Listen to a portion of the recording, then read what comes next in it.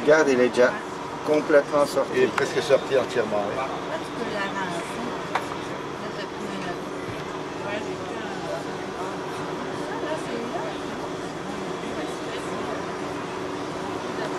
Ça fait longtemps que je n'avais pas vu un soleil à ce niveau-là. Hein.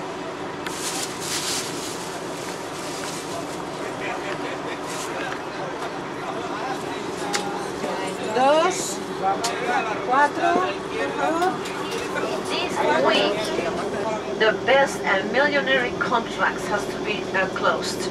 So that's why it's so important. After this economic week, there's a party known in UNESCO also. Bueno, según vayamos viviendo, cada vez veremos que Jerez irá creciendo y será más grande.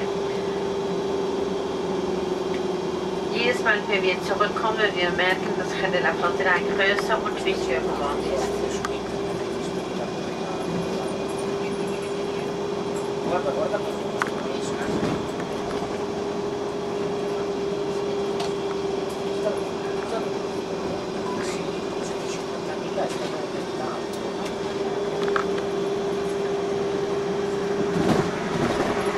Hemos entrado pues por la parte de la industria, las casitas bajas, antiguas, cada vez más grande, más moderno. Fíjate qué bonito. So ladies and gentlemen, if you pay attention, Jerez de la Frontera, we came in via the industry area, then the low, small, ugly houses, and now each time bigger and nicer. So, meine Damen und Herren, Jerez de la Frontera sind wir reingefahren via das Industriegebiet. Und dann die schmale Häuser. So, wir kommen jetzt hier an der Bodega, William Hamburg und Sie können es auch eventuell kaufen. Die Möglichkeit ist auch da. Um 1 Uhr zurück im Bus. Das ist also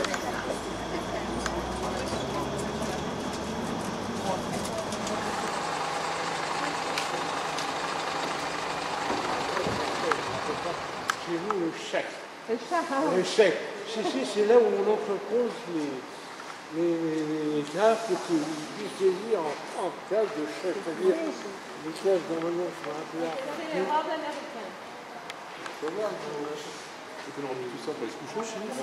Je vais vous parler un petit peu de l'histoire de la cave, des différents types de vins qu'on produit avec appellation d'origine Jerez Cherry.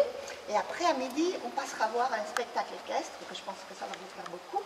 Et après, vous aurez une dégustation où vous allez goûter 3 types différents de vins. Vous aurez aussi un petit peu de temps pour, si vous voulez faire des achats au magasin, de souvenirs ou quelques bouteilles de vin ou quoi que ce soit. Et à 13h, il faut être au bus. Voilà. Buenos días.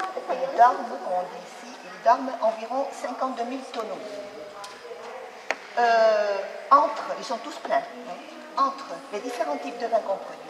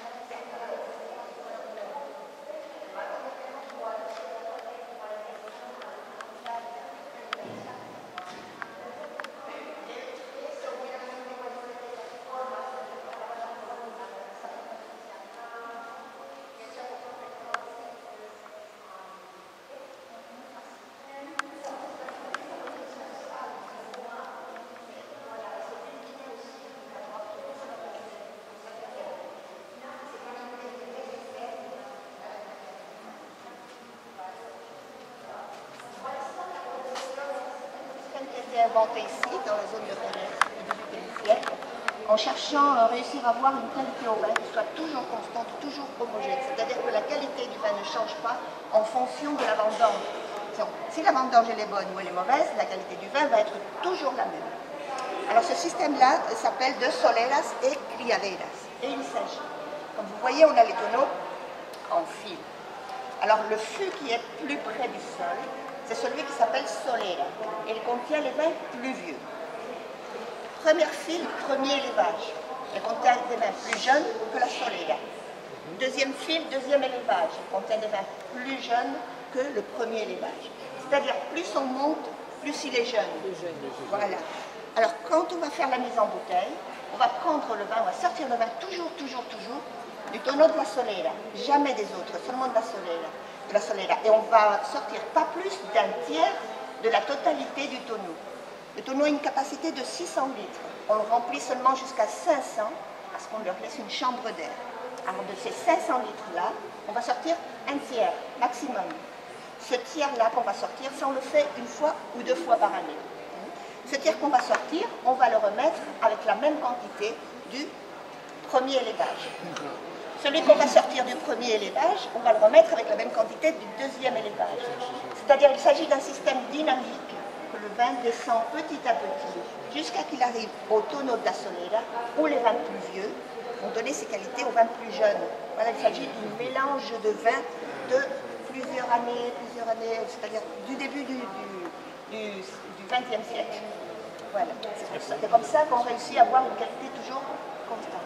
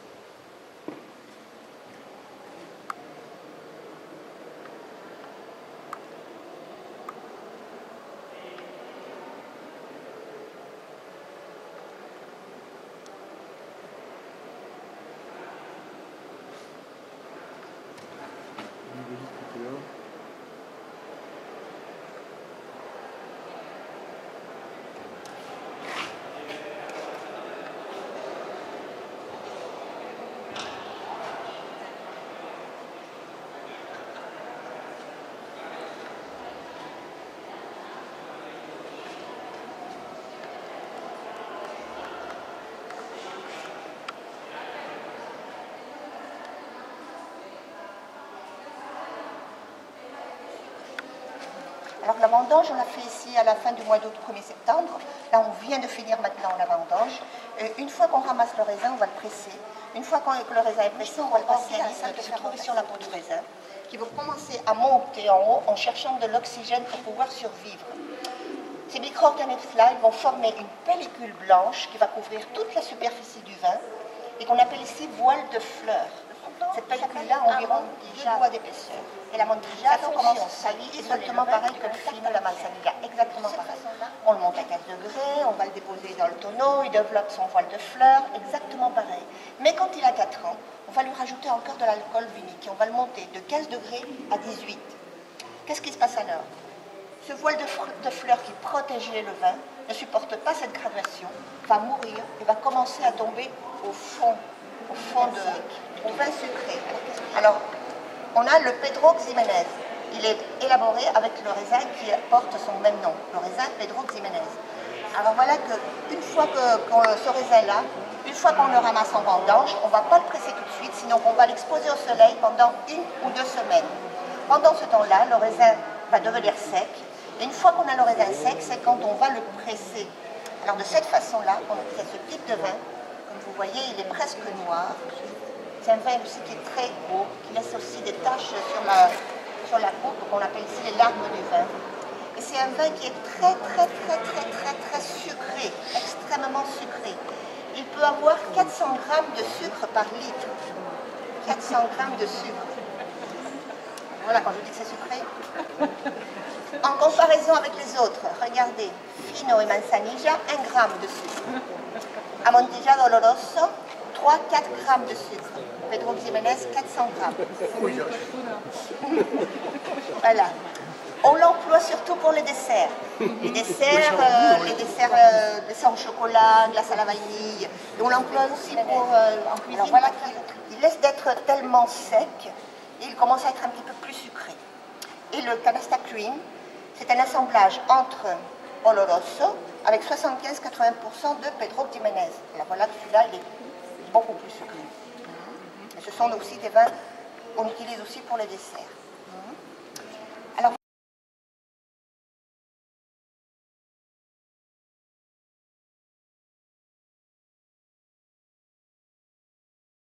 voilà, combien ils doivent vieillir vous m'avez demandé là tout à l'heure. Combien de temps il faut vieillir chacun? Alors voilà, Manzanilla et Fino, 3-4 ans minimum. Amontillado Oloroso, 8 ans minimum. Pedro Ximénez, 12 ans minimum. Alors voilà, vous voyez, ce sont des vins plutôt vieux. Voilà. Bien, como decía, hemos visto por un lado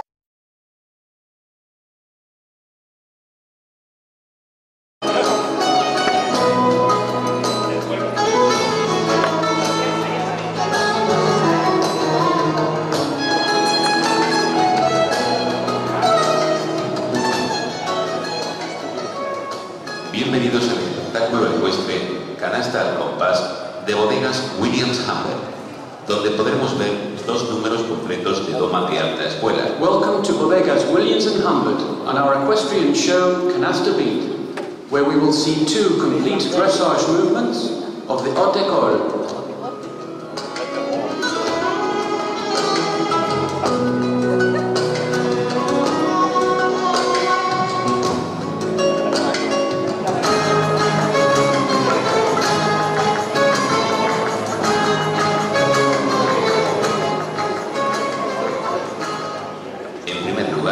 Algunos de los movimientos más característicos de esta doma: cambios de pie, diferentes apoyos y piruetas, todo ello a cargo de jinete.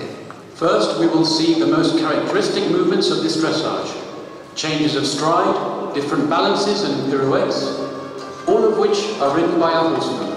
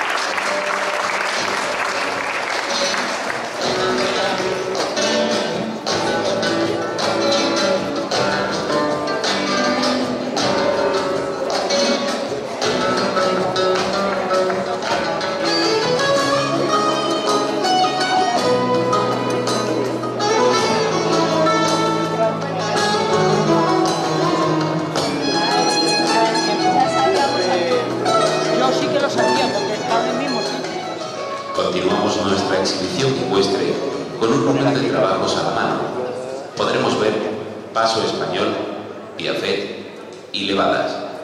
We continue our equestrian exhibition with some work-in-hand exercises. We will see paso español, piaf and levada.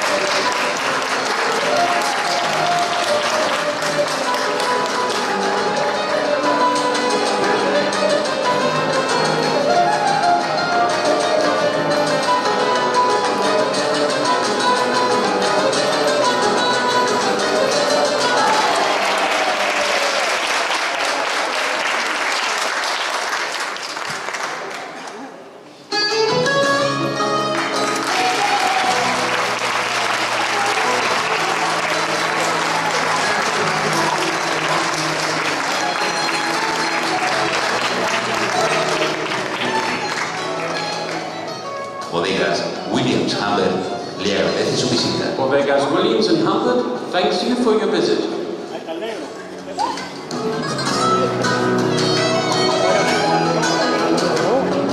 Ahora sale.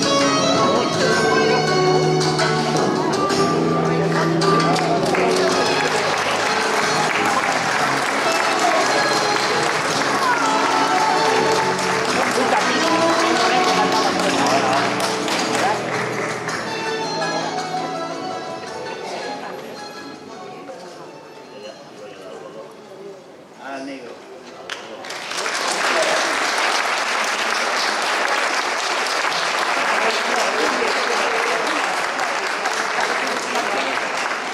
Aquí no viene el negro. El negro. Negro está muy aquí.